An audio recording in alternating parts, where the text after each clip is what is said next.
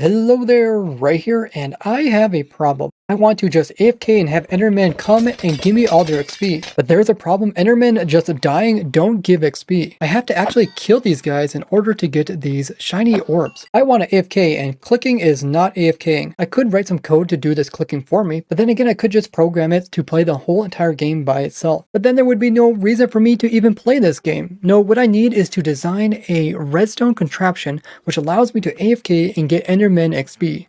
Now, even though that sword swinging is out of the question, there's other ways to do damage to mobs, like hitting them with a bow or projectiles, potions, and even player-lit TNT. All these things will get us some XP out of these guys. We all know that Blaze and Enderman take damage from water, so throwing a splash water bottle onto Blaze and Enderman should be able to damage them, except it only damages the Blaze and not the Enderman. But then again, Endermen don't take damage from pretty much any type of projectile, even when they are securely in place. If only I could convince the people that make the game of Minecraft to change it so that splash water bottles damage Endermen. So I went onto the Minecraft bug tracker website and wrote up a bug report. So with the report written up, all I had to do is wait and hope that they would change this. So while I waited, I designed this amazing AFK Blaze XP farm using splash water bottles, and also designed hundreds of automatic farms to obtain every item in the game of Minecraft. But despite designing many insane automatic machines, the Enderman water bottle report was still not fixed. That is until just recently, after waiting for almost 2 whole years, it has finally been fixed. Okay, time to give this thing a try. Let's go ahead. Oh my goodness, it works. That's amazing. Yeah, I guess don't really matter that the other projectiles still don't work. We got what we wanted, and that is all that matters. I know what you're thinking. Why would I want to use splash water bottles? Well, other than the other different projectiles don't work, and using TNT would be quite expensive, splash water bottles are cheap. It's just a bottle of water with some gunpowder, and one single bottle can end up killing a huge amount of Endermen all at once. Plus, it's considered a player kill, so I get the XP and the loot. But that does mean that the Endermen have to be low health when they get hit, otherwise they won't immediately die and end up taking a lot of water potions, or they'll end up teleporting away. Normally you'd have to drop an Enderman over 42 blocks in order to get them to 1 health, but using a new dripstone block we can drop them half the height and still get them down to 1 health. And low health is important because throwing a water bottle at these guys' feet will only do a small amount of damage. So we need a bunch of Endermen to fall and then get low health but not enough to die, and then we need to throw water bottle potions on them and kill a whole bunch at once.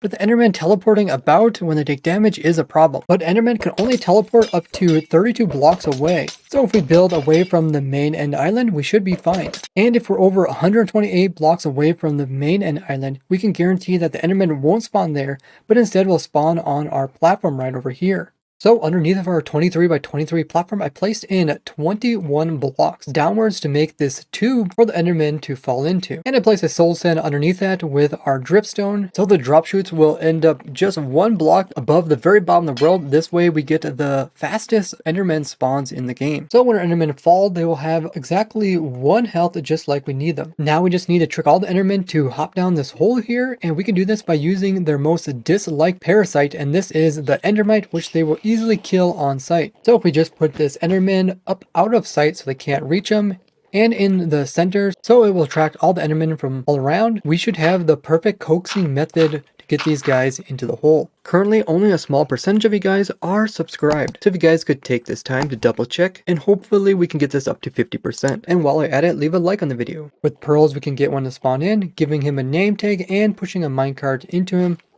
He will be securely in the minecart, and all we have to do is remove our scaffolding and drop him down onto the glass pane. Well, Endermen aren't as stupid as they look. They actually don't want to come over and hop in this hole. Let's trick them by placing in a trapdoor so they think they can stand there, and voila. So now we have all the Endermen down here with low health. And if we throw a splash water bottle on them, kills them all, and there's all the XPs. But there is a problem. The Endermen are coming down here. They're hopping because they think that they can still hop up to the Endermite and kill it.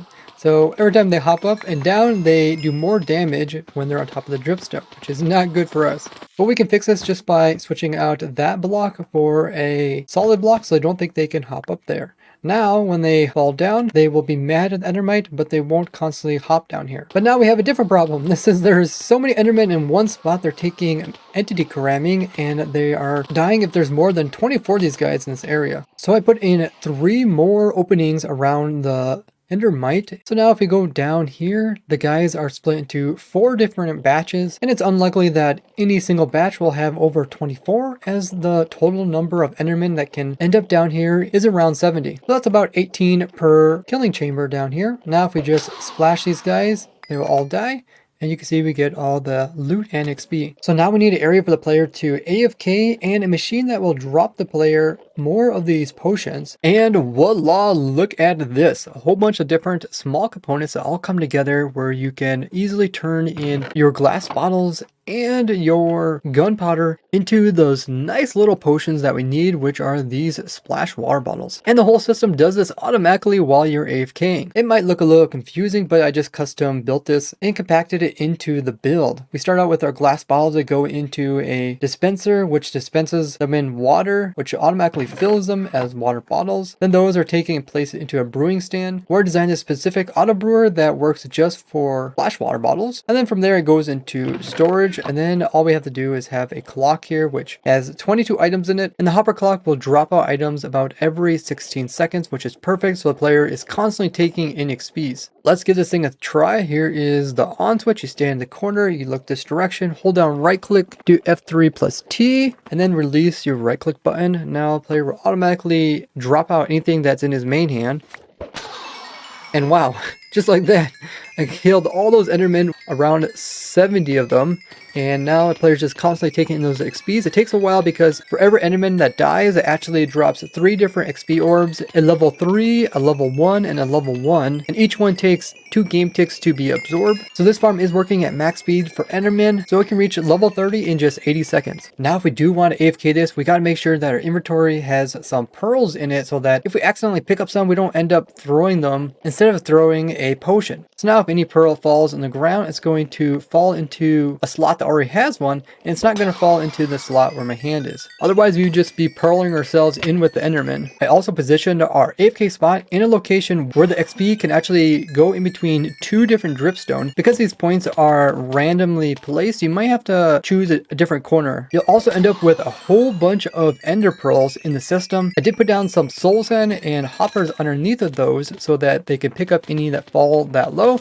And I made a dispensing system using an observer clock just to throw the extra pearls into the void. But you could also decide to collect them. So just bringing over a stack of glass bottles, which you can get from like your witch farm, raid farm, or sand farm, and bringing over only 3 stacks of gunpowder, which you can get from witch farm, raid farm, creeper farm, or ghast. I'm able to AFK this farm for about 20 minutes, which is amazing for the end dimension here. But if you want to use a sword, you can still do that. If you just knock out this block right here, the Enderman will move into the center. Then you can just whack the center Enderman to get all the other Endermen nearby. If you'd like to see how I designed a farm for every item in the game of Minecraft, check out this playlist here. And if you'd like to see crazy tricks and tips I discovered during the process of designing all these weird farms, check out this playlist over here. Don't forget to like the video and subscribe for more crazy inventions. I'd like to thank all you guys for watching, and I will see you guys in the next one. Bye bye!